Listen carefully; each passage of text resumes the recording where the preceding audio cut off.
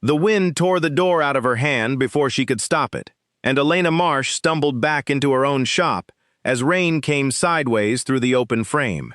Books toppled from the display table. The old brass bell above the door screamed against the glass, and for one terrible second she thought the whole window would shatter. Then a hand caught the door. Not her hand, a stranger's. He stepped inside without asking, pulled the door shut behind him, and the storm outside seemed to drop its voice, as if it had been told to wait. Water ran off his dark coat and pooled on her wooden floor. He was tall, pale in the way of someone who rarely saw the sun, and his eyes found her immediately, steady and unhurried, as though he had walked into this shop 100 times before and simply hadn't mentioned it. "Forgive me," he said. His voice was low, almost amused. "I did not think anyone would still be awake at this hour, in a storm like this." Elena's heart was still hammering from the wind. She pressed a hand to her chest and forced a laugh that came out shakier than she wanted. "Neither did I. I was closing up." She glanced at the clock above the register. 11 at night. She had lost track of time again, the way she always did when she stayed late sorting the shelves, when the empty house waiting for her felt worse than the empty shop. "I saw the light," the stranger said. "I hope you don't mind the company until the worst of it passes." She should have minded. A woman alone, a stranger in wet clothes, a storm rattling the windows of a small shop on the edge of a town where everyone else was already asleep. But there was something about him that did not frighten her, even though, looking back on it later, she would wonder why not.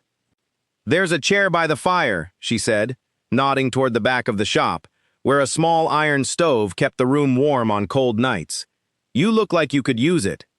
"Thank you." He did not move toward the chair right away. Instead, his gaze moved slowly across the shelves, the spines of old novels, the hand-lettered sign above the register that read, "Marsh Books, Est, by Elena and Daniel." His eyes lingered there a moment too long. "You run this alone," he said. It was not quite a question. "I do now." The words came out before she could soften them. She busied herself picking up the books that had fallen, more to have something to do with her hands than because they needed picking up right that second. "My husband passed 3 years ago. I'm sorry." "It's all right." It wasn't. Not really. But she had said the sentence so many times that it no longer felt like a lie so much as a habit. She set the books back on the table and looked up to find him watching her with an attention that made her feel, oddly, as though he already knew the answer to whatever he might ask next. "May I know your name?" he asked. "Elena. Adrian." He said it simply, offering nothing more. No last name, no explanation of where he had come from on foot in a storm like this, miles from anywhere. She noticed, distantly, that he had not asked directions to anywhere, had not mentioned a car, had not seemed the least bit lost. She told herself it did not matter. Strange things happened on stormy nights. People appeared and disappeared, and the world kept turning. He finally crossed to the chair by the stove and sat, and the firelight caught the sharp lines of his face in a way that made him look older than his voice suggested, and then, a moment later, younger. She could not settle on an age for him. It shifted, the way a face seen underwater shifts, never quite still. "Tea?" she offered, because it seemed the sort of thing you offered a stranger who had just saved your door from the wind. "If it isn't trouble." She went behind the counter to the little kettle she kept for slow afternoons, and while it heated, she found herself talking, the way she sometimes did with customers who lingered, filling silence because silence in this shop after dark had a way of pressing on her chest. "This was my husband's dream, really," she said. "The shop. He wanted somewhere quiet, full of stories, away from the city. I kept it going after he was gone, because I didn't know how to stop." "That sounds like love," Adrian said. "Not just for him, for the place." "Maybe." She poured the tea and carried it to him, and their fingers brushed as he took the cup. His skin was cold, colder than the storm outside should have made him, but she said nothing, because it was not her business, and because there was something in his eyes that made questions feel unwelcome, even as his manner remained perfectly polite. "Do you have children?" he asked, and the question landed so simply, so without weight in his voice, that she almost answered it the way she answered strangers at the market, with a quick shake of her head and a change of subject. Instead, for reasons she could not explain even to herself later, she told him the truth. "I can't," she said. "I can't have children. There was an illness, years ago, before Daniel and I married. The doctors did what they had to do to save my life, and it meant I would never carry a child of my own." She said it plainly, the way she had trained herself to say it, stripped of the grief that used to come with the words. "I made peace with it a long time ago." She expected the usual response, the soft, careful sympathy, the awkward silence, the subtle way people's eyes would flick away, as though her body were a subject too delicate to look at directly. Adrian did none of that. He simply looked at her, unhurried, and something moved behind his eyes that she could not name, something that was not pity at all. It looked almost like interest, almost like recognition, as if she had just answered a question he had been waiting a very long time to ask. Then he smiled. It was a small smile, warm at the edges, but there was something underneath it, something old, something that did not belong to a man who had merely wandered in out of the rain. "I've got plenty for both of us," he said. Elena blinked. "I'm sorry?" "Nothing." He lifted the tea to his lips, and the smile faded into something gentler, more ordinary, as if he had caught himself saying too much. An odd thing to say. "Forgive me. The storm makes strange thoughts louder than they should be." She let it go, because what else was there to do with a sentence like that? She told herself it was a joke she hadn't understood, or a line from some old story he had once read, the sort of thing lonely, well-read men sometimes said without meaning anything at all. But it stayed with her. Long after he had finished his tea, long after the storm outside began to soften into ordinary rain, the words sat in her chest like a stone dropped into still water, sending out ripples she could not stop. They talked for another hour, though later she would struggle to remember exactly what about. Books, mostly. He knew an astonishing number of them, some so old she had never even heard the titles, and he spoke of certain authors as though he had known them personally, catching himself each time with a small, private smile, as though amused by his own slip. "You talk about the past like you were there," she said at one point, half teasing. "I read a great deal," he said. "It has a way of making the past feel close." She almost believed him. When the rain finally eased into a fine mist against the windows, Adrian rose from the chair and set his cup gently on the little side table. "I should let you close up properly," he said. "Thank you for the shelter, and the tea." "Of course." She followed him to the door, and for a moment neither of them moved to open it. The bell above them hung still and quiet now that the wind had gone. "Will I see you again?" she asked, and was surprised by her own boldness, surprised by how much she wanted the answer to be yes. Adrian's eyes held hers, and there was that same flicker again, something old and patient behind an otherwise ordinary face. "I imagine you will," he said, "sooner than you might expect." Then he opened the door himself, stepped out into the thinning rain, and was gone into the dark street before she could ask him anything more, before she could ask where he was staying, or where he had come from, or why a man dressed like he belonged in another century had walked into her shop on the one night she happened to be alone, with the door unlocked. She stood in the doorway a long moment, watching the empty street, the street lamp flickering against the wet pavement. No sign of footsteps, no sign of a car pulling away, nothing at all to suggest which direction he had gone. It should have troubled her more than it did. Instead, she found herself smiling faintly as she locked up, turning his strange sentence over and over in her mind. "I've got plenty for both of us." It made no sense. It was the sort of thing a man said when he did not know what else to say to a woman who had just told him the saddest fact of her life. And yet it had not sounded careless. It had sounded like a promise. That night, for the first time in 3 years, Elena Marsh did not dream of Daniel, or of the empty nursery she had never built, or of the life she had quietly buried along with her grief. She dreamed of pale hands and old eyes, and a smile that knew more than it was saying. She woke before dawn with the strange, certain feeling that something in her life had just begun to shift, like a key turning in a lock she had forgotten even existed. She told herself it was nothing. A stranger, a storm, a strange sentence, nothing more. But when she opened the shop the next morning, she found herself glancing at the door every time the bell rang, and each time it was not him, something in her chest sank just a little, and she did not want to look too closely at why. 3 days passed. The shop stayed quiet.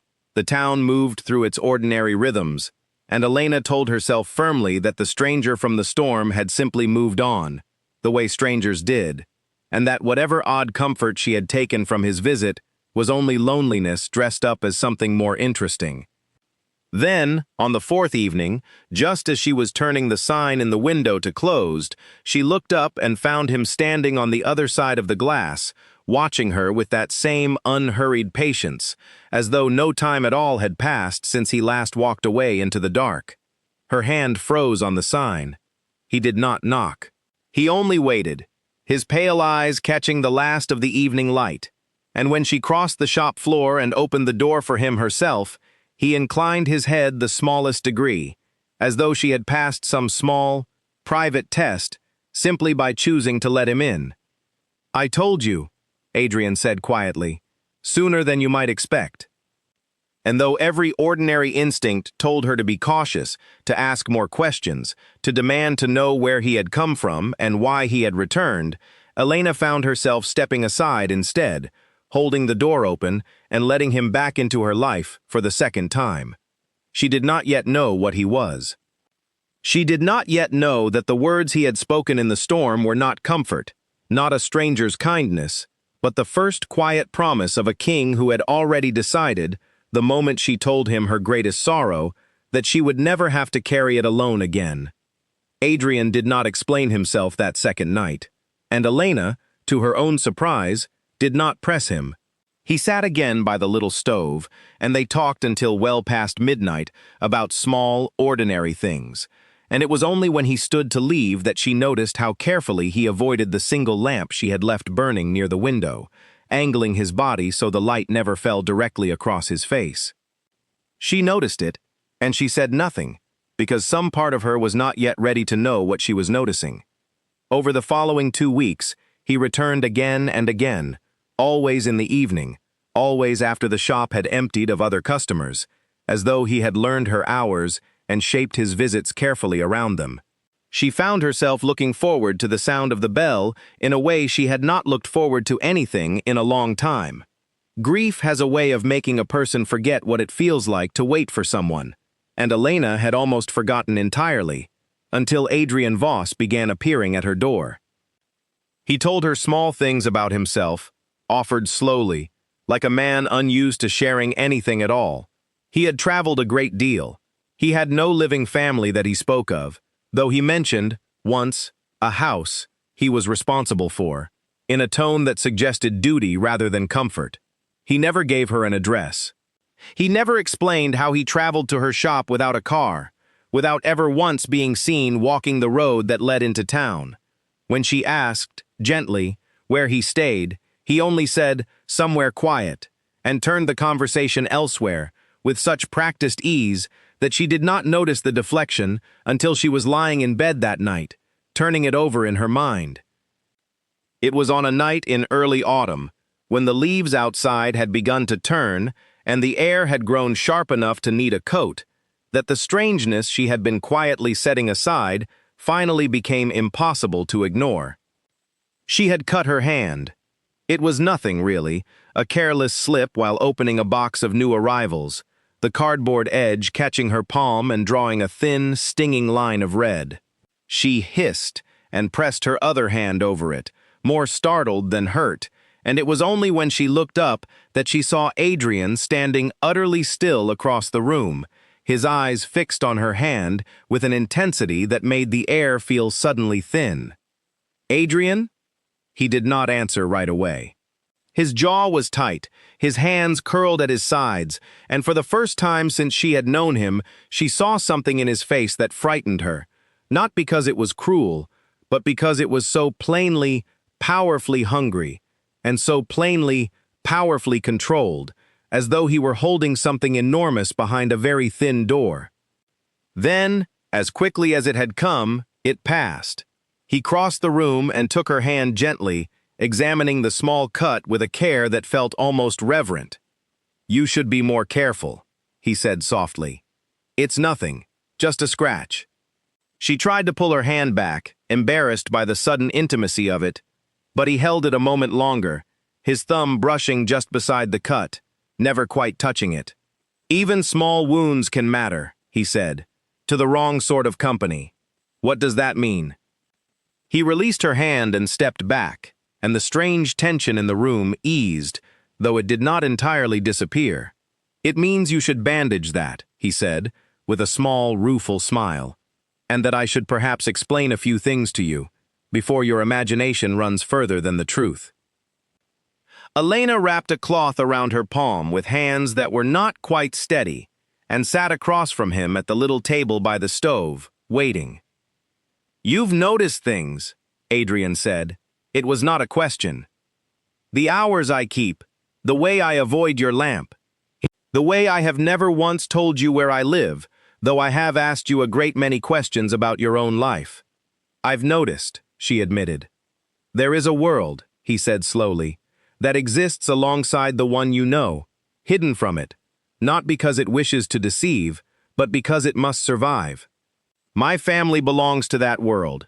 We have belonged to it for a very long time." "What kind of world?" He was quiet for a moment, choosing his words with the care of a man who had explained this only rarely and never lightly. "I am not entirely what I appear to be, Elena. I do not age the way you do. I do not eat the way you do. And what happened tonight, when you cut your hand, was not idle concern. It was restraint." A cold, quiet understanding began to settle over her, the kind that arrives not with shock, but with a strange, sinking calm, as though some part of her had already suspected the shape of the truth and was only now being shown its outline clearly. "You're telling me you're a vampire," she said, and was almost surprised at how steady her own voice sounded. "Yes." She waited for herself to laugh, to dismiss it, to tell him gently that he had perhaps read too many of the old novels lining her shelves. But the laugh did not come. Instead, she found herself thinking of the cold of his skin, the way he never seemed to eat or drink anything but tea and wine, the way he had appeared and vanished without any trace of transport, the way his eyes had gone dark and hungry at the sight of a single drop of blood. "I should be afraid of you," she said quietly. "You should," Adrian agreed. "Many would tell you that you are a fool not to be, but I think, if I meant you harm, you would already know it. I have had a great many opportunities." That, strangely, was what settled her fear more than any promise of safety could have. He was right. In 2 weeks of evenings alone with her, in a shop with no one else nearby, he had never once made her feel unsafe. Not truly. Not the way this new knowledge should have made her feel. "Why are you telling me this now?" she asked. Adrian was quiet for a long moment, his eyes fixed somewhere past her, on some thought she could not follow. "Because I do not think I can keep coming back to you and pretending to be only a man who reads a great many books," he said finally. "And because what I said to you, the first night we met, was not an idle comfort. It was the truth, and I think you deserve to understand what that truth means, before it becomes something you cannot walk away from." "What did you mean by it?" she asked. "That you have plenty? For both of us?" He looked at her then, and there was something almost sorrowful in his expression, the look of a man about to hand someone a gift he knows will also be a burden. "My people are not like your stories describe us," he said. "We do not simply steal life. Among the oldest of my bloodline, there exists a bond, a very old right, through which a king may share his essence with someone he has chosen, someone bound to him, and through that bond, In ways your science has no name for, a child may be born, carrying both bloodlines, human and otherwise. Not through the means you know, through something older. Elena sat very still, her bandaged hand resting in her lap, her mind struggling to hold the shape of what he was telling her. "You're saying you could give me a child?" "I am saying," Adrian said quietly, "that the body you were told could never carry life was never the only path to it, not in my world." She did not know whether to laugh or cry or run from the shop and never look back. 3 years of grief, 3 years of quiet acceptance that she had built like a wall around the one wound that never fully closed. And here was a stranger, from an impossible world, telling her that the wall had never needed to exist at all. "Why me?" she whispered. "You must have known 1,000 women in 300 years, or however long you've lived. Why tell me this?" Adrian reached across the small table, not quite touching her, his cold fingers hovering just above her bandaged hand. "Because in 300 years," he said, "I have never once wanted to." The words settled over her like the last silence after a long storm, and Elena understood, with a certainty that frightened her more than his teeth or his cold skin or the strange dark world he had just described, that she was no longer simply curious about the man who visited her shop in the evenings.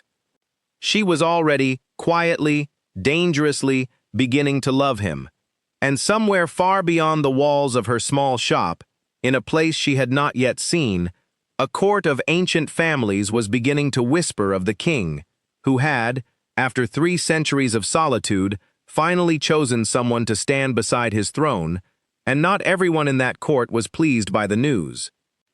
The carriage that arrived outside her shop 3 nights later did not look like a carriage at all, not to modern eyes.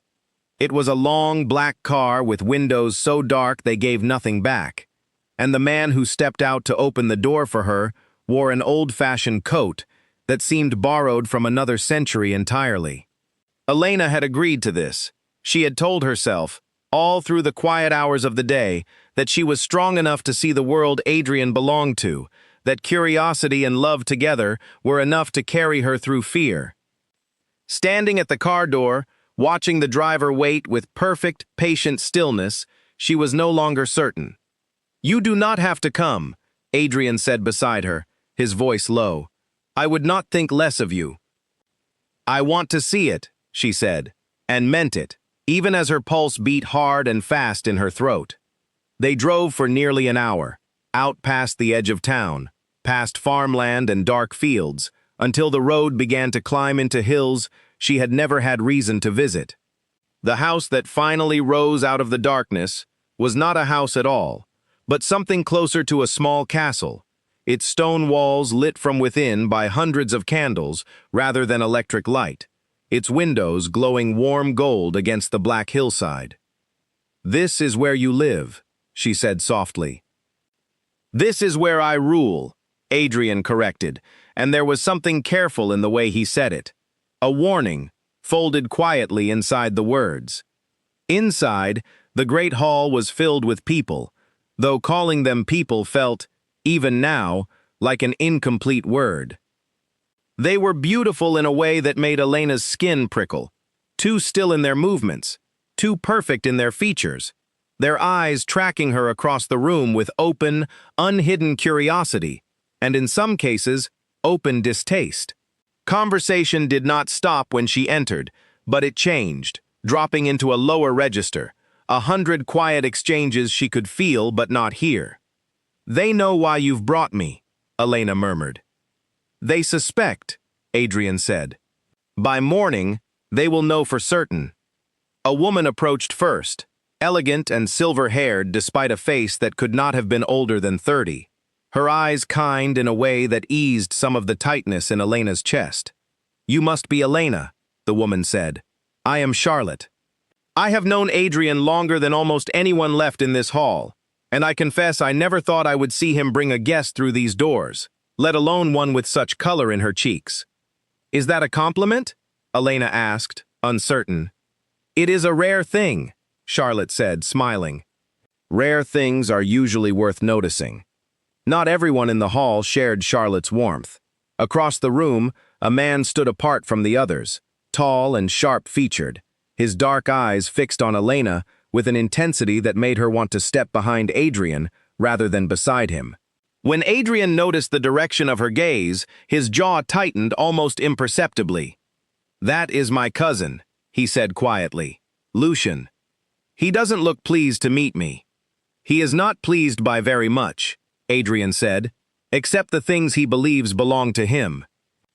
Lucian crossed the hall at an unhurried pace, and up close his beauty was sharper, colder, the kind that seemed carved rather than born. He inclined his head toward Elena with exaggerated politeness, but his eyes never softened. "So this is the woman," Lucian said, "who has finally convinced our king to break 300 years of solitude." His gaze flicked to Adrian. "I confess, cousin, I expected someone more remarkable." "You'll find her remarkable enough. In time," Adrian said evenly, though there was a warning beneath the calm of his voice that made Lucian's smile thin slightly at the edges. "I only worry for the court," Lucian said, turning back to Elena with a smile that did not reach his eyes. "A king without an heir is a king whose throne grows less certain with every passing year. If you cannot give him what our bloodlines require, I fear the whispers in this hall will grow louder than either of you would like." "That is not your concern, Lucian," Adrian said, quiet and final. "Everything that touches the throne is my concern," Lucian replied smoothly. "I am, after all, next in line, should the king choose to remain without an heir." He bowed slightly, first to Adrian, then, with mocking care, to Elena, before turning and melting back into the crowd, leaving behind him a silence that felt colder than the stone walls around them. "He wants the throne," Elena said quietly, once Lucian was out of earshot. "He has always wanted the throne," Adrian said. "For 3 centuries, my refusal to take a companion or produce an heir has been the only thing standing between Lucian and the crown he believes belongs to him. He will not welcome you easily. Then why bring me here at all? Why not keep this a secret? Keep me away from all of this?" Adrian turned to face her fully, his pale eyes steady and certain in a way that eased, just slightly, the fear knotting in her chest. "Because secrets in this court do not stay secret," he said. "And because I would rather you meet them as my chosen companion, standing beside me, than be discovered as something hidden, something to be used against us both." Charlotte reappeared at Elena's side as though summoned, tucking a comforting hand around her arm. "Do not let Lucian's venom frighten you too badly," she said. "He speaks of bloodlines and thrones, but he forgets that this court has survived far longer by choosing wisely than by choosing purely. Adrian has not brought a fool into this hall. I can see that much already." "Thank you," Elena said, grateful for the small kindness in a room otherwise thick with cold curiosity. Later that night, after most of the hall had thinned and the candles had burned low, Adrian led her through a quiet corridor lined with old portraits, faces that stretched back further than she could easily imagine, generations of pale, unchanging eyes watching her pass. "Is this truly what you want?" he asked, stopping before a tall window that looked out over the dark hills. "A life bound to a world like this one, with courts and rivals and rules older than your entire country? I would not blame you if the answer were no." Elena looked out at the hills, then back at him, at the centuries of quiet loneliness she could see, if she looked closely enough, hidden behind his careful, controlled manner. "I spent 3 years telling myself I had already lived the life I was meant to live," she said slowly. "That whatever was left for me was smaller, quieter, already decided. You are the first thing that has ever made me believe otherwise." She reached for his hand, cold as it always was, and did not let the coldness frighten her this time. "I'm not asking for this to be easy, Adrian. I'm asking to be allowed to try." Something in his expression softened, the careful control easing just enough to let warmth through, and for a moment, the ancient king standing before her looked, simply, like a man who had waited a very long time to hear those words. "Then we will try," he said quietly. Together. Behind them, unseen in the shadows of the corridor, Lucian watched a moment longer before turning silently away, already composing, in the cold corners of his mind, the first quiet steps of a plan meant to make certain that Elena Marsh never stood beside that throne at all. Weeks passed, and Elena's life began to fold itself, carefully and quietly, into two separate worlds. By day, she opened the shop as she always had, sorted shelves, greeted the same handful of regular customers, kept the ordinary rhythm of her old life turning as though nothing at all had changed. By night, more and more often, the black car came for her, and she stepped into the hidden world of Adrian's court, learning its customs the way a traveler learns a foreign country, one careful mistake at a time. She learned that Charlotte had once been human herself, turned nearly 200 years earlier by a king long dead, and that her warmth toward Elena came from a memory of her own frightening first nights in that same great hall. She learned that the court held a formal structure older than most human governments, with families whose loyalty to the throne stretched back centuries, their positions and privileges tied directly to their closeness to the crown. And she learned, slowly and with growing unease, just how much Lucian's resentment was shared, in smaller, quieter ways, by others in the hall who did not trust a human woman standing so close to their king. "They fear what they don't understand," Charlotte told her one evening, as they sat together in a smaller, quieter room away from the main hall. "A human companion, chosen not for convenience but for love, threatens the old order more than most of them will admit aloud. If Adrian can choose you, freely, without regard for bloodline or duty, then perhaps the rules that have bound this court for centuries are not as unbreakable as they've always believed. Is that why Lucian hates me so much?" "Lucian does not hate you," Charlotte said, choosing her words with care. "Lucian fears what you represent.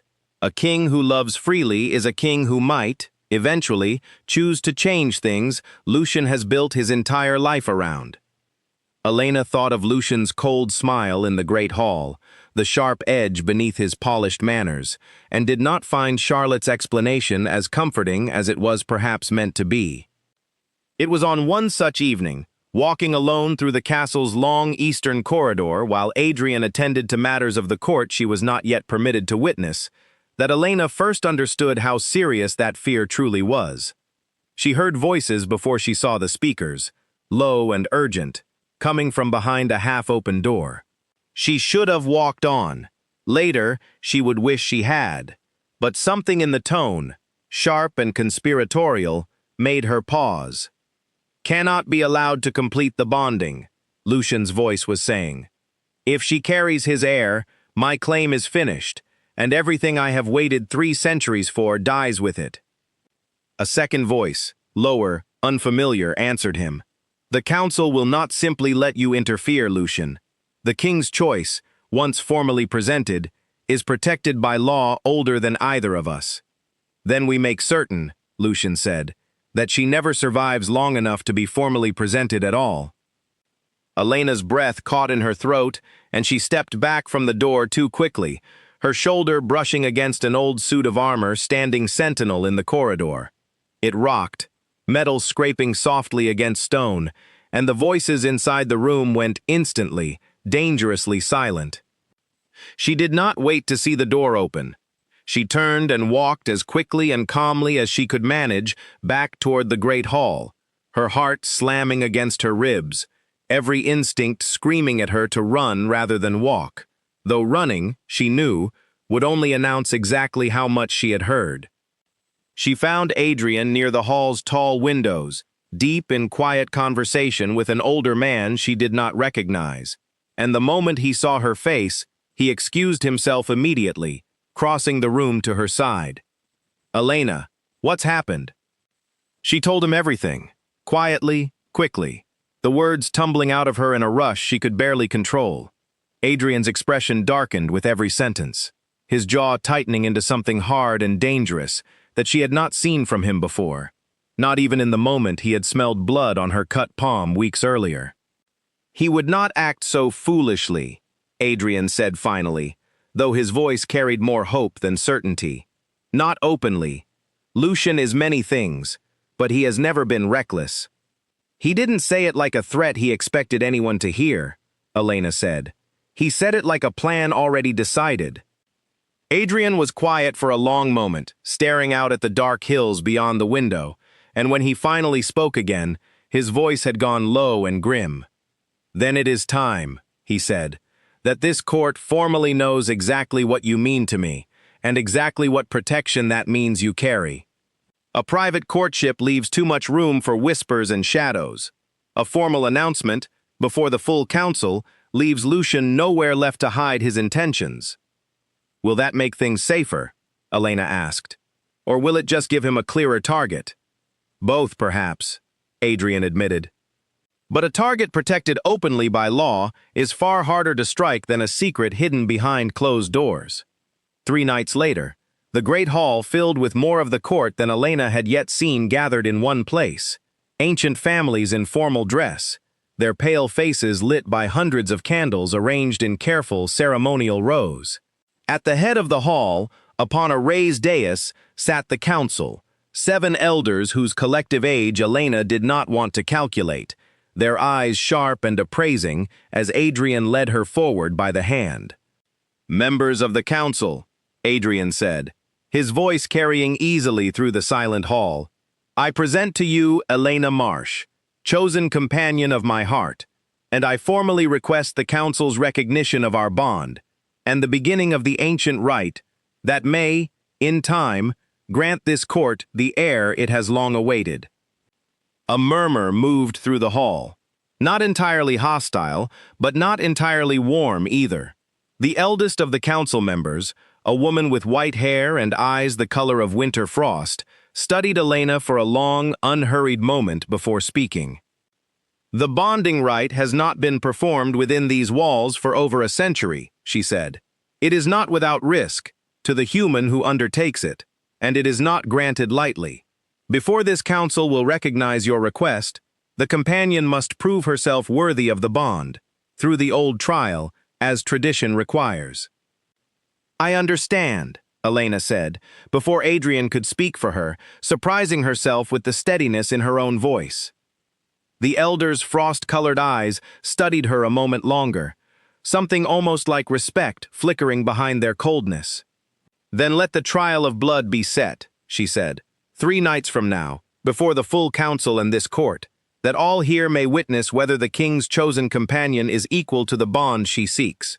Across the hall, half hidden among the assembled families, Lucian's expression remained carefully composed, polite and unreadable to anyone who did not know to look closely.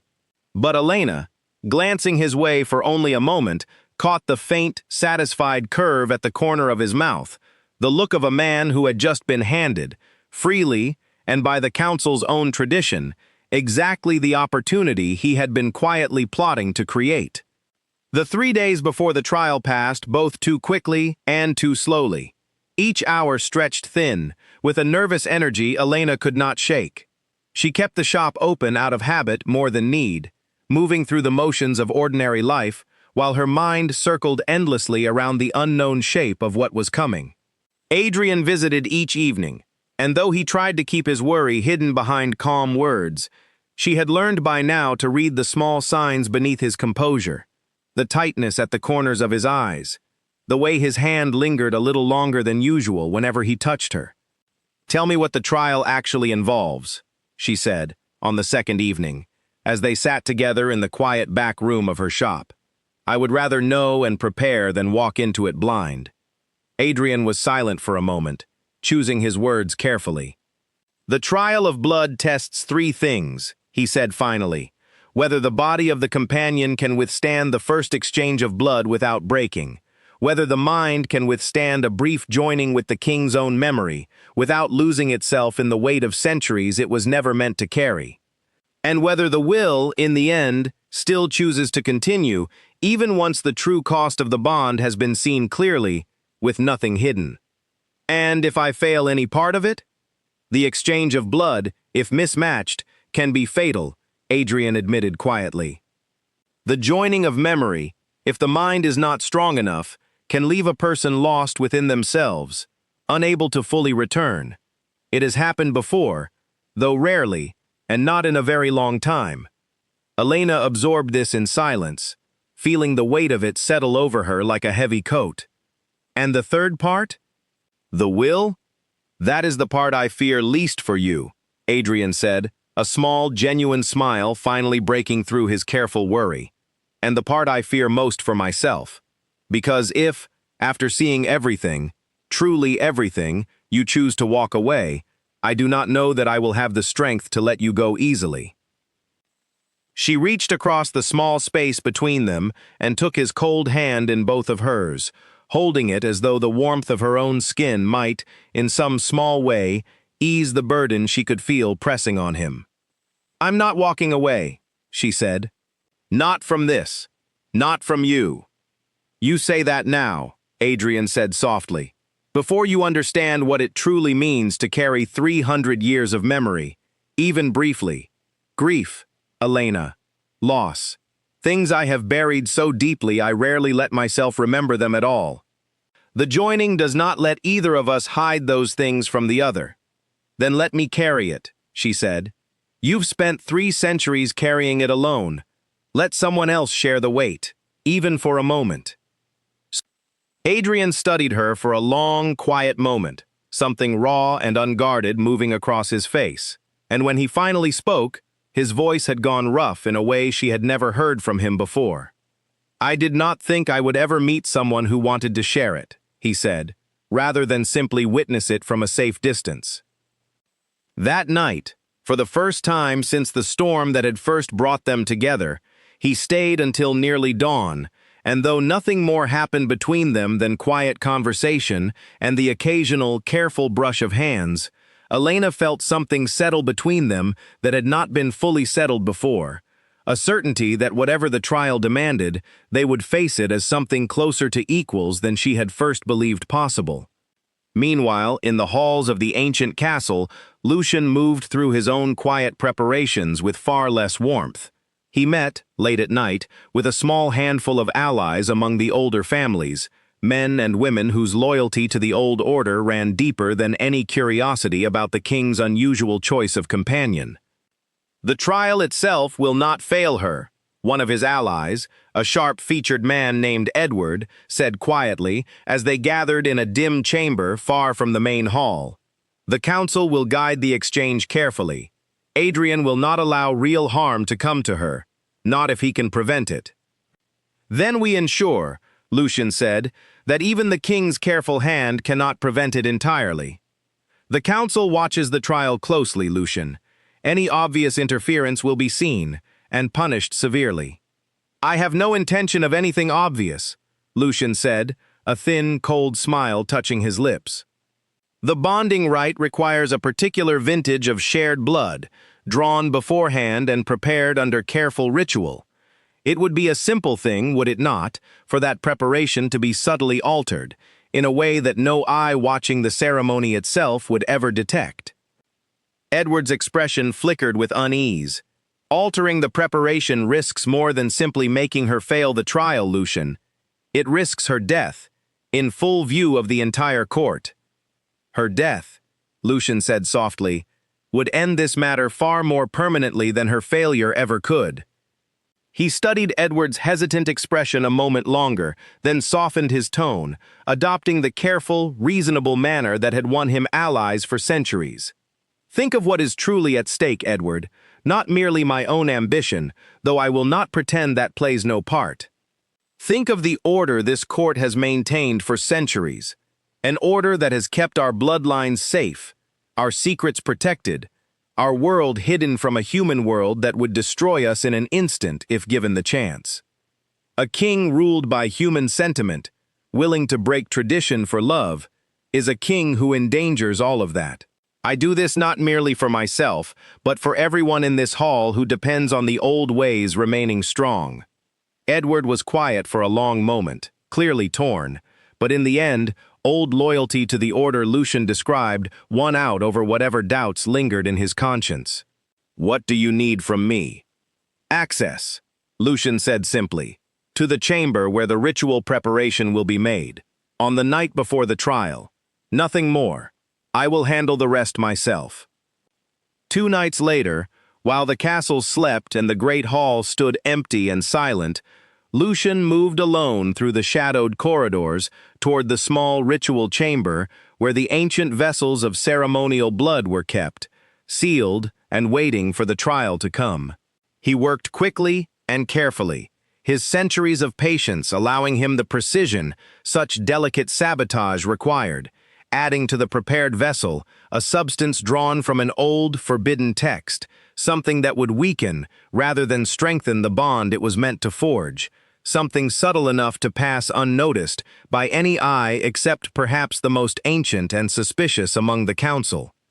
When he finished, he sealed the vessel exactly as he had found it, and slipped back into the shadows of the corridor with the quiet satisfaction of a man who believed, with cold and patient certainty, that he had just ensured his cousin's chosen companion would not survive the trial meant to prove her worthy of standing beside the throne. He did not yet know that one of the elder council members, older and far more watchful than even Lucian understood, had chosen that same night to walk the quiet corridors of the castle, unable to sleep, and had seen, from a distance too great to intervene but close enough to remember clearly, a shadow moving where no shadow should have been. The night of the trial arrived cold and clear, the sky above the castle scattered with more stars than Elena had ever seen from her small shop in town. She stood in a narrow antechamber, just off the great hall, dressed in a simple gown of deep green that Charlotte had brought for her hands trembling slightly despite every effort to keep them still. "You'll be all right," Charlotte said, adjusting the fall of the gown with gentle, practiced hands. "I have seen this trial performed only twice in my 200 years, and both times the companion survived and thrived. The council does not set this test lightly, but they do not set it to fail either."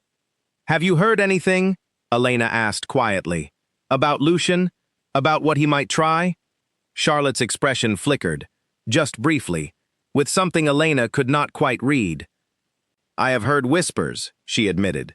"Nothing certain enough to act on, but I have asked one of the elders to watch closely tonight, on your behalf, beyond what the ceremony itself requires. You are not walking into that hall unwatched, Elena. Whatever else happens, know that." It was small comfort, but Elena held on to it as the doors to the great hall finally opened, and she was led inside to find the entire court assembled once more, candles burning in long ceremonial rows, the 7 members of the council seated upon their raised dais, and at the center of the hall, upon a low stone altar, a single silver vessel waiting, filled with dark liquid that caught the candlelight in a way that made Elena's stomach tighten with instinctive unease. Adrian stood beside the altar, dressed in formal black, his expression composed, but his eyes finding hers the moment she entered, warm and steady despite everything. She crossed the hall to stand beside him, and though she could feel the weight of 100 watching eyes, it was his presence alone that kept her spine straight and her steps even. The eldest council member, the frost-eyed woman Elena had met before, rose from her seat and addressed the hall. "Tonight, the companion Elena Marsh undergoes the trial of blood, that this council and this court might witness whether she is equal to the bond she seeks with our king," the elder announced, her voice carrying easily to every corner of the silent hall. "Let the first exchange begin." Adrian lifted the silver vessel from the altar, and Elena watched his hands, steady and certain, as he prepared the small ceremonial blade that would open the exchange between them. She had been told what to expect, in careful, gentle detail, over the preceding days, and yet nothing had quite prepared her for the strange, electric stillness of the moment itself, the entire hall holding its breath as one. The first exchange passed cleanly. A small cut, shared blood, a brief and startling warmth that spread through her chest like sunlight breaking through cloud, and when it was done, A quiet murmur of approval moved through the watching court. Elena allowed herself a small, shaky breath of relief. The second exchange, the elder announced. The joining of memory. This was the part Adrian had feared most for her, and as he lifted the silver vessel to her lips, she saw, for just a moment, real fear flicker across his composed expression before he mastered it once more. "Stay with me," he murmured, low enough that only she could hear. "Whatever you see, whatever you feel, remember that you are still yourself, still here, still Elena. Hold on to that, and you will come back." She drank. The warmth that followed was different this time, deeper, and the hall around her seemed to fold away into darkness as 300 years of memory rushed toward her all at once, too fast and too vast to hold clearly, fragments of centuries flashing past like pages torn loose from an enormous book.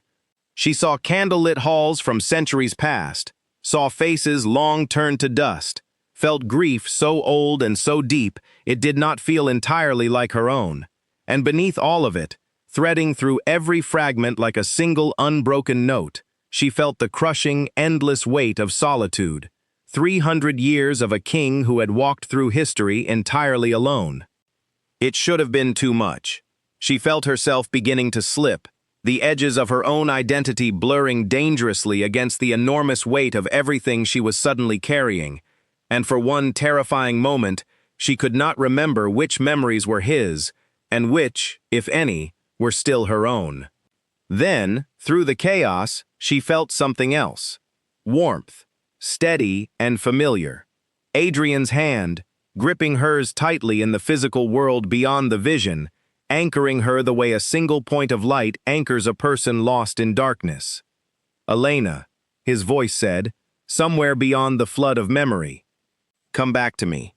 She held on to that voice the way a drowning person holds onto driftwood, and slowly, carefully, the flood of centuries began to recede, the fragments settling back into a distance that no longer threatened to swallow her whole.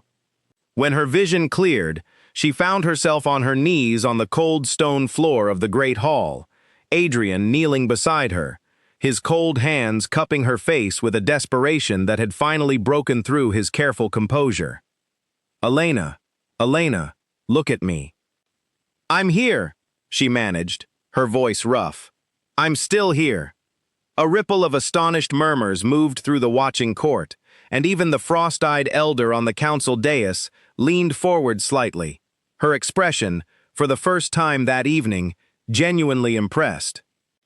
"The joining is complete," the elder announced, though her voice carried a note of surprise she did not fully hide. Few companions retained themselves so clearly through the second exchange. Let the third and final measure begin, the measure of will. But before Adrian could rise to prepare the final part of the ceremony, Elena felt it, a wrongness beginning to spread through her body, starting in her chest and radiating outward, a burning ache entirely different from the warmth of the earlier exchanges. She gasped, one hand pressing hard against her ribs, and Adrian's expression shifted instantly from relief to alarm. "Elena, what's happening?" "Something's wrong," she managed, the words coming through gritted teeth as the burning ache sharpened into real pain. "Something's wrong with the blood."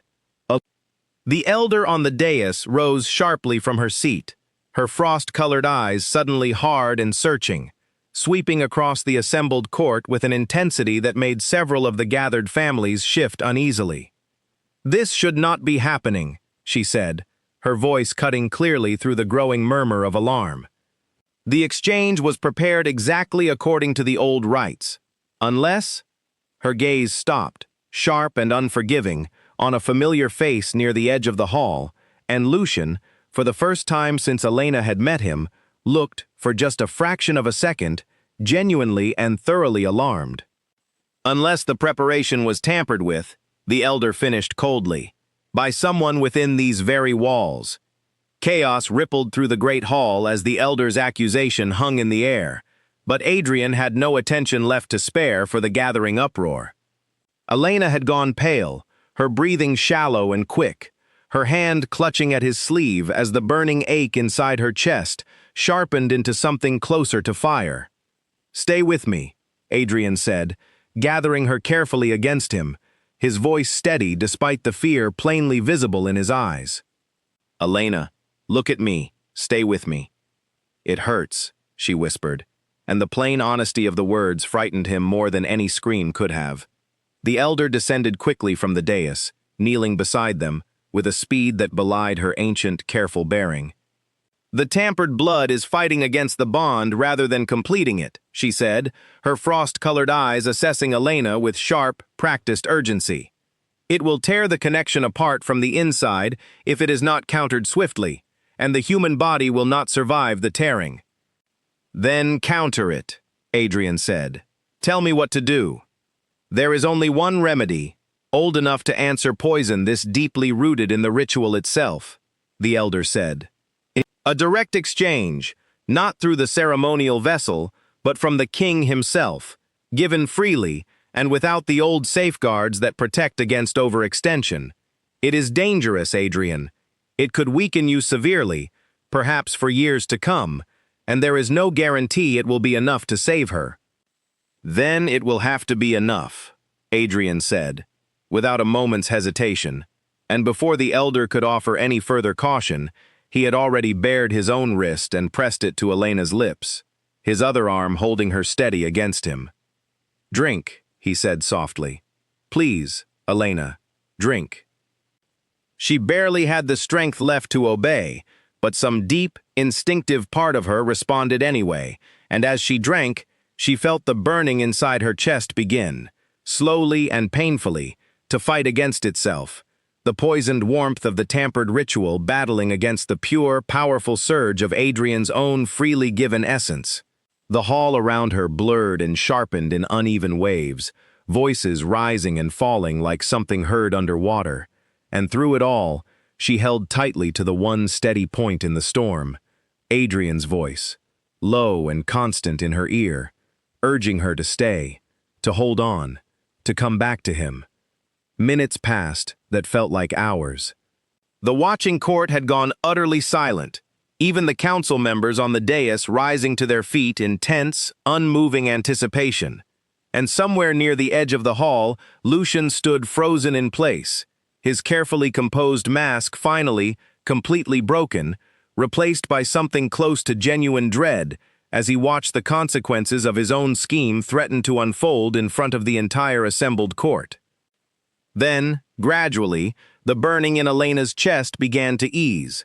The fire that had threatened to consume her from within settled instead into a deep, steady warmth, and her breathing, ragged and desperate only moments before, slowly evened out into something closer to normal. "It's working," the elder said, relief plain in her ancient voice. "The king's essence has countered the poison. She'll live." Elena opened her eyes to find Adrian's face inches from her own, pale and drawn with exhaustion in a way she had never seen from him before, the strain of the emergency exchange clearly written across every line of his expression. But his eyes, when they met hers, were bright with a relief so profound it looked almost like joy. "You're all right," he said, his voice rough. "You're going to be all right." "You saved me," she managed, still weak, but steady enough now to hold his gaze.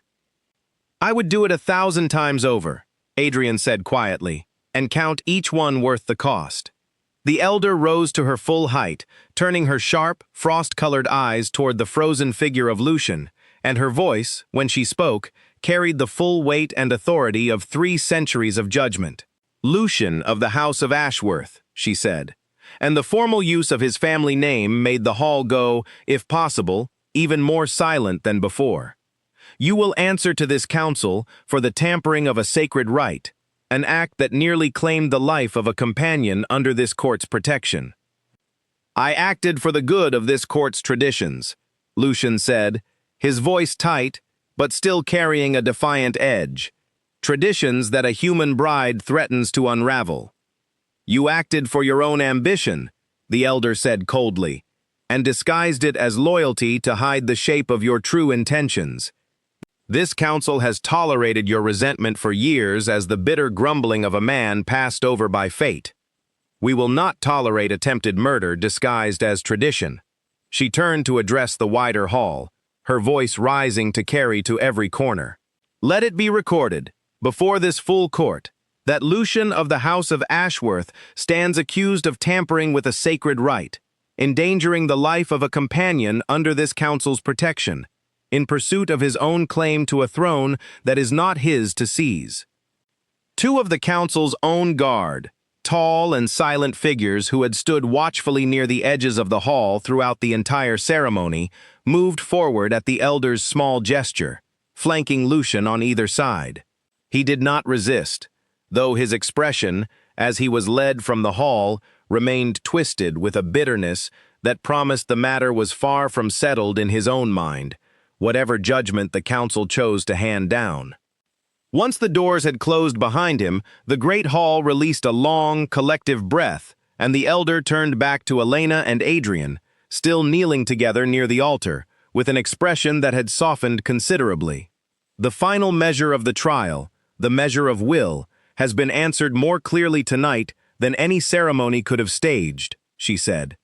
"A companion who chooses, even weakened and in pain, to trust her king's blood over her own fear, and a king who chooses, without hesitation, to give of himself freely to save her, need no further proof of what this council was asked to judge." She inclined her head, first to Elena, then to Adrian, a gesture of formal respect that rippled outward through the rest of the watching court, as families began, one by one, to offer the same small, respectful bow. "The bond is recognized. Elena Marsh is welcomed as companion to the throne, and the path toward the final rite lies open before you both, whenever you are ready to walk it." Elena, still weak in Adrian's arms but steadier now with every passing moment, felt something settle deep in her chest, something that had nothing to do with the lingering warmth of the exchange, and everything to do with the quiet, overwhelming relief of having survived, together, the hardest night either of them had yet faced. "We did it," she whispered. "You did it," Adrian corrected gently, brushing a strand of hair back from her damp forehead. "I only gave you what was already yours to take." Elena spent the following days recovering in a quiet room within the castle, one with tall windows that let in soft afternoon light, despite the household's usual preference for darkness. Charlotte visited often, bringing warm broths and gentler company, and even a few of the court members who had once regarded Elena with open suspicion now offered careful nods of respect whenever she passed through the halls, the story of the trial having spread quickly through every corner of the ancient household.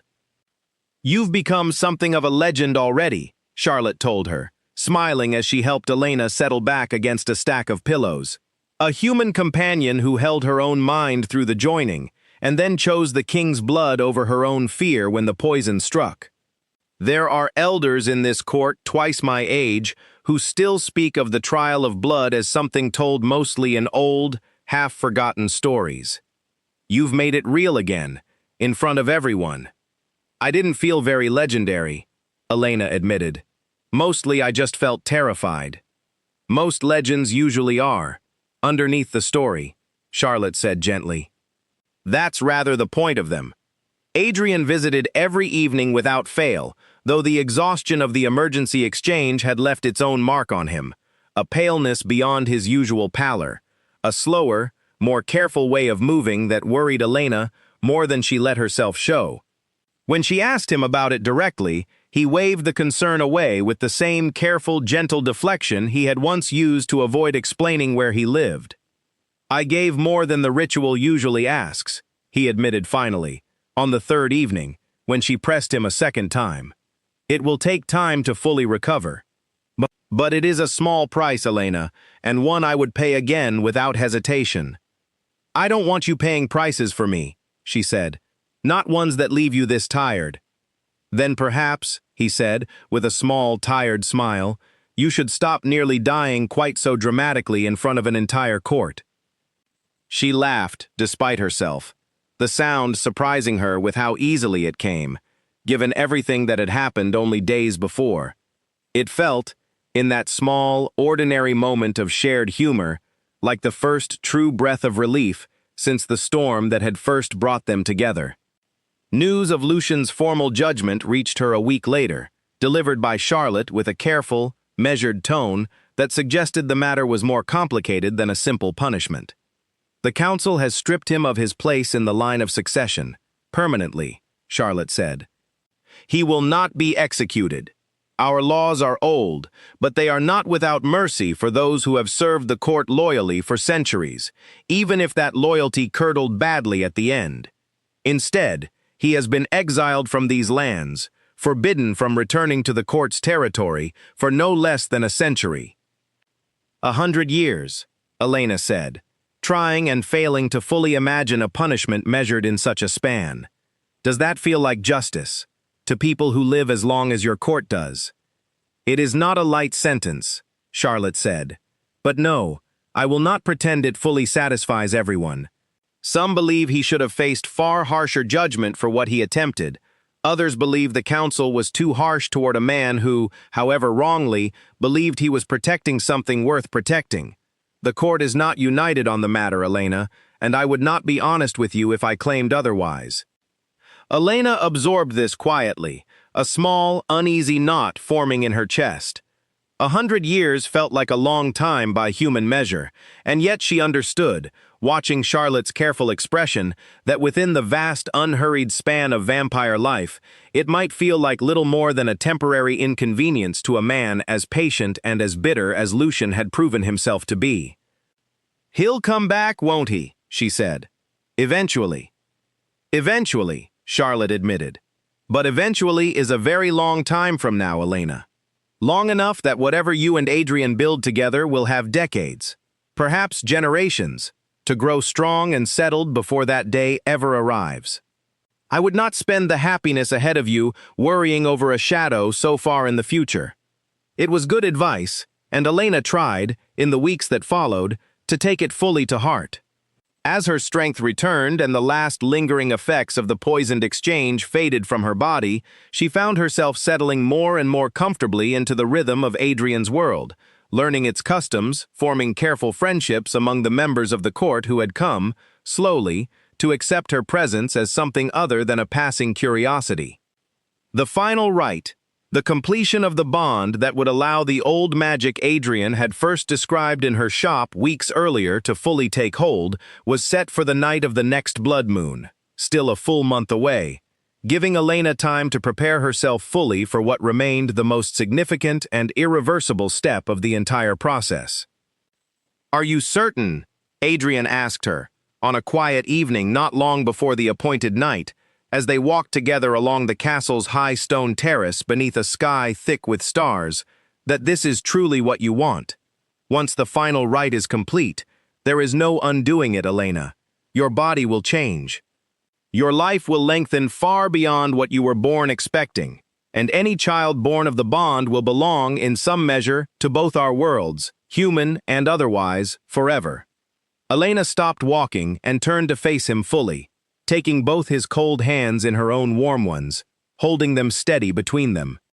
3 years ago," she said quietly, "I stood in an empty nursery I never built, and told myself the life I wanted was simply not the life I was given.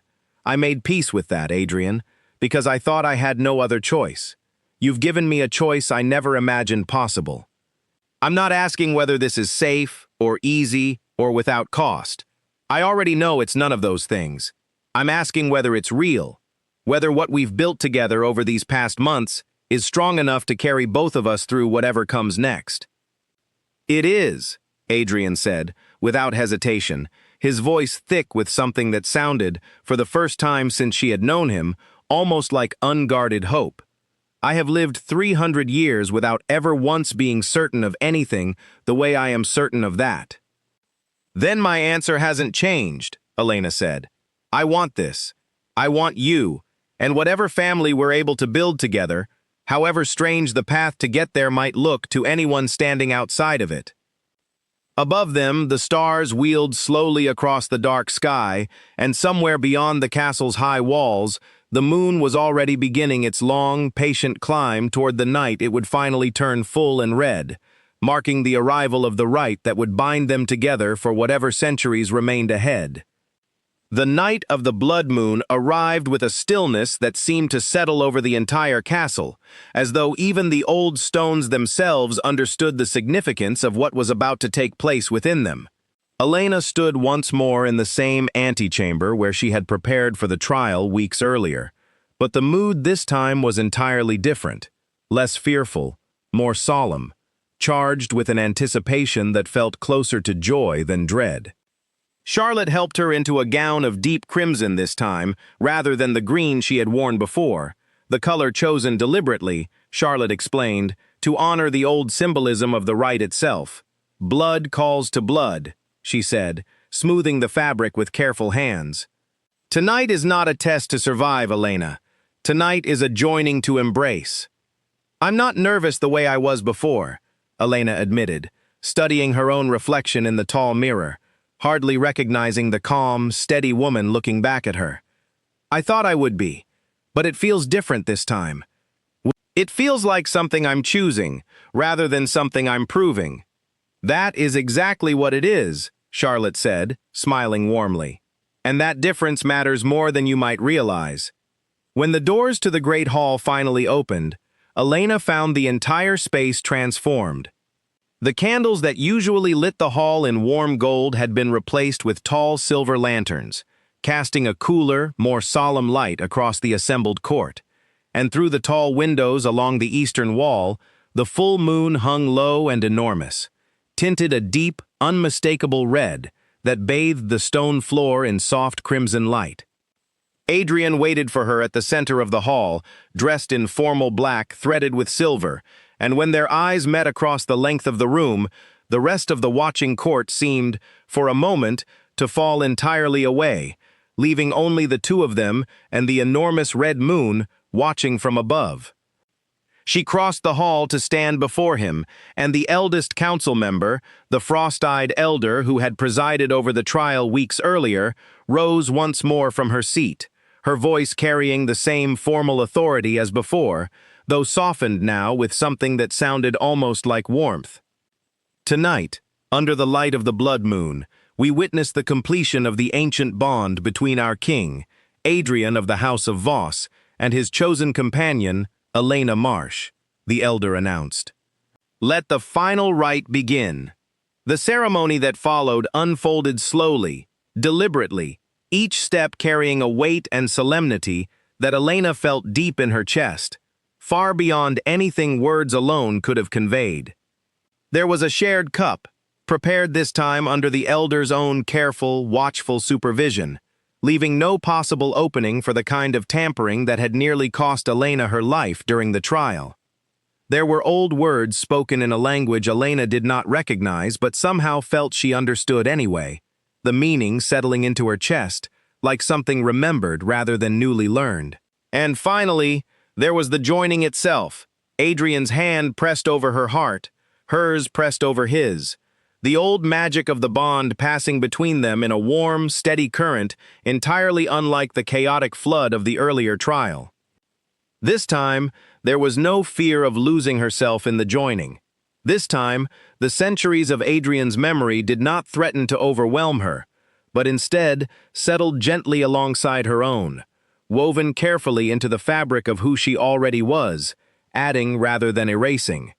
She felt his solitude, his centuries of careful, guarded loneliness, but she felt, too, the quiet joy now blooming steadily beneath it, the same joy she could feel echoed in her own chest, and she understood, in that moment, that the bond was not simply granting her something Adrian possessed, but weaving the two of them together into something neither of them had been able to build alone. When the joining finally settled and the warm current between them eased into a quiet, steady hum beneath her skin, Elena opened her eyes to find Adrian watching her with an expression of open, unguarded wonder, all his careful centuries of composure finally, fully set aside. "It's done," he said softly.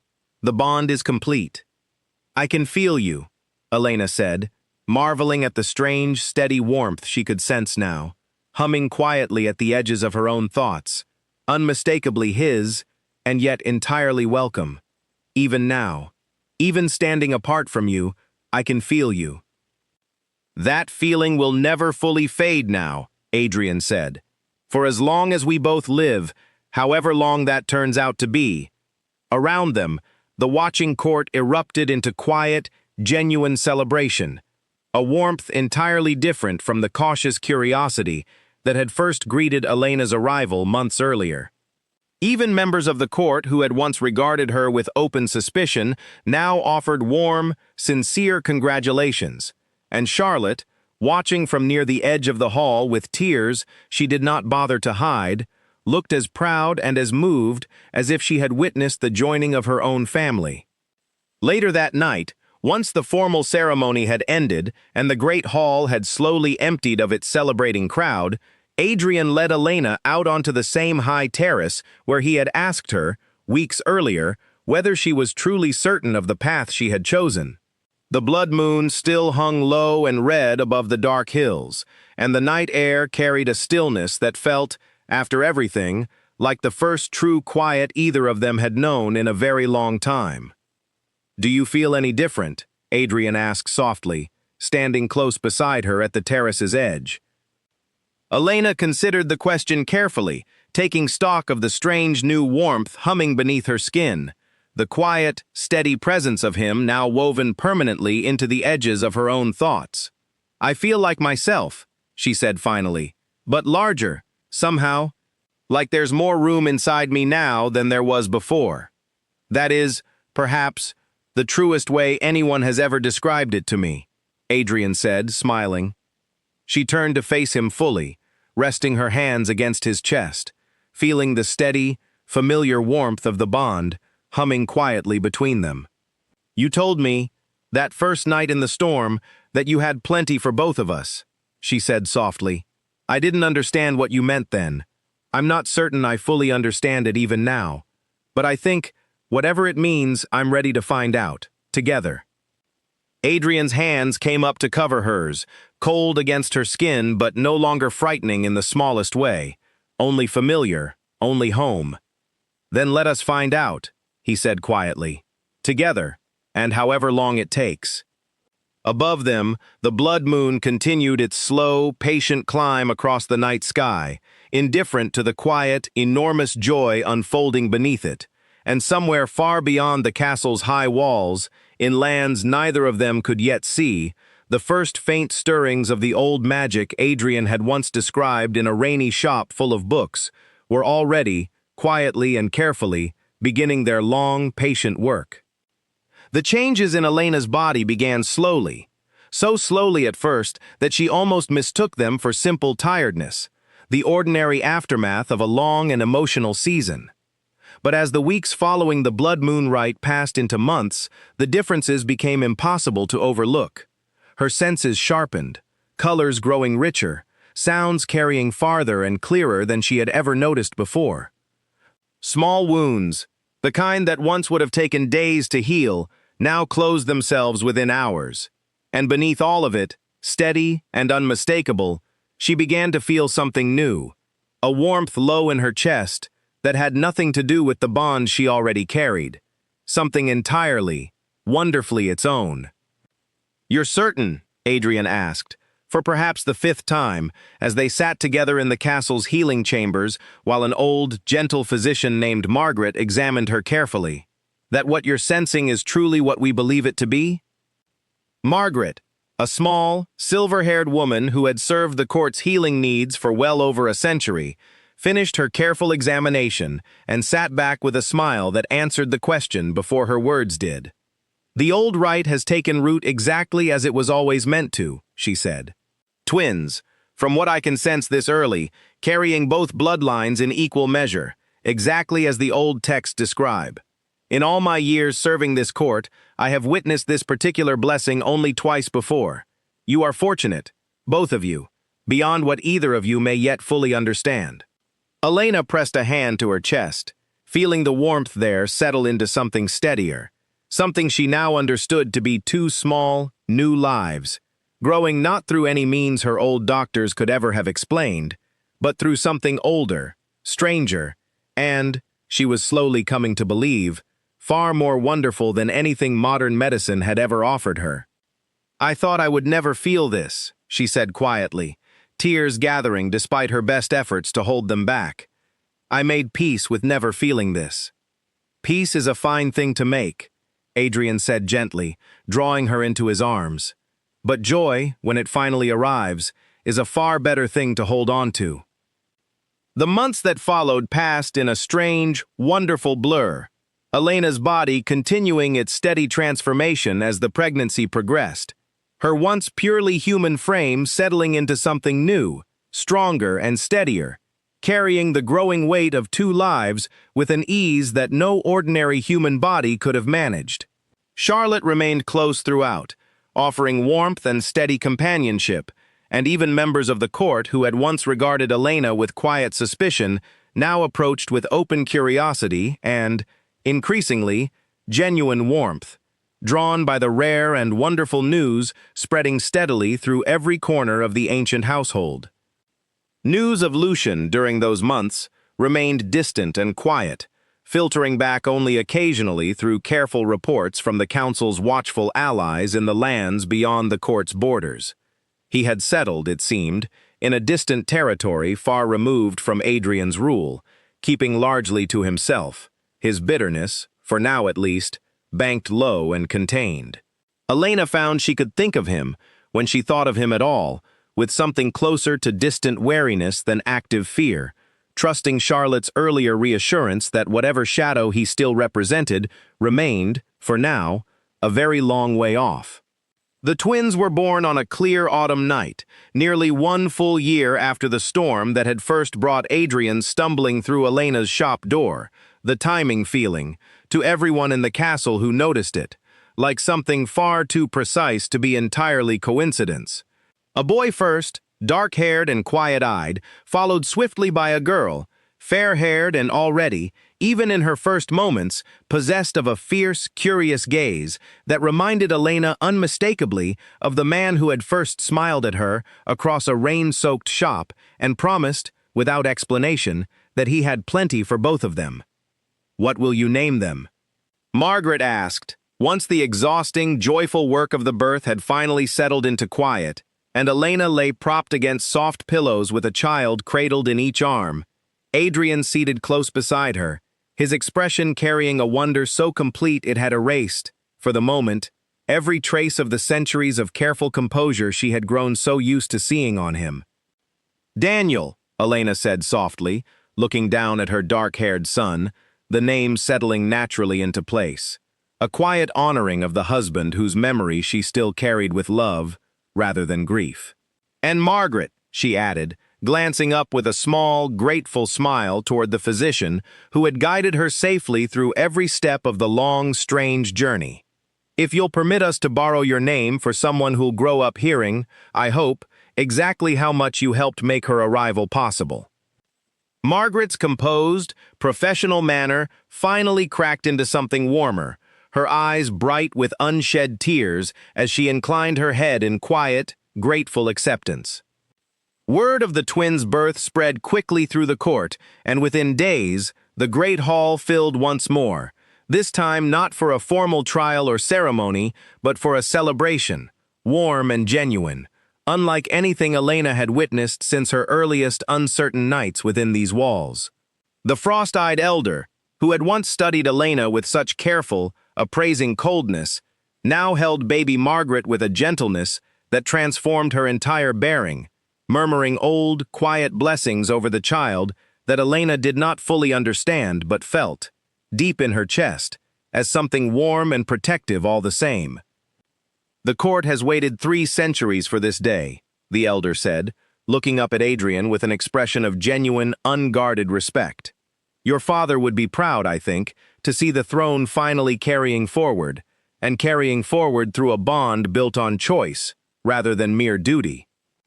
"I hope so," Adrian said quietly, looking down at his children with an expression Elena had never seen on him before, something soft and open, and entirely without the careful guard he had worn through every one of their earliest months together. "I hope, More than anything, that they inherit more of her warmth than they do of my centuries of caution. They'll inherit both, Elena said, leaning against him, exhausted and happier than she had believed herself capable of being. And I think, between the two, that's exactly as it should be. Later that night, once the celebrating court had finally quieted and the twins slept peacefully in a cradle carved from old, dark wood that had waited, Adrian admitted with a small laugh, far longer in storage than either of them cared to calculate, Elena stood once more on the high terrace, where so much of their story had already unfolded, Adrian beside her, his arm warm and steady around her shoulders, despite the ever-present coolness of his skin. "Do you remember," she asked softly, "the first thing you ever said to me, that felt like it meant something more than it should have?" "I remember every word of that night," Adrian said, "though I imagine you mean the one I've never quite explained fully, even to this day." "I've got plenty for both of us," Elena quoted quietly, smiling up at him. "I thought it was strange comfort from an odd stranger. I never imagined it would turn out to be a promise." "It was always a promise," Adrian said, his voice low and warm in the quiet night air. "I simply did not yet know, that first night, exactly how completely I intended to keep it."